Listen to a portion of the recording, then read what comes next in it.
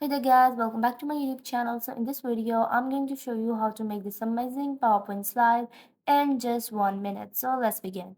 By the way, you can download this template for free from the link in the description below. So let's start. The first thing you have to do is open up a blank slide and insert around a circle. You have to put it on and you have to duplicate it and you have to insert the image in the second circle. Let's go to crop option to adjust our image and let's just decrease or increase its size so that we can just put it into the slide. And then you have to put it right here and you have to change the color of the circle. I'll just use the eyedropper to use a dark color from the image.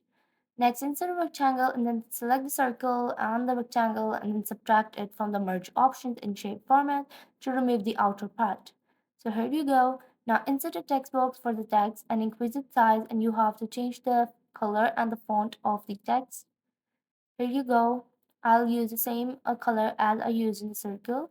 Next, insert the content text that describes your image and that describes your template or the slide. So I'll just remove any unwanted text from here and let's change the color of the text and let's insert a line just below the title.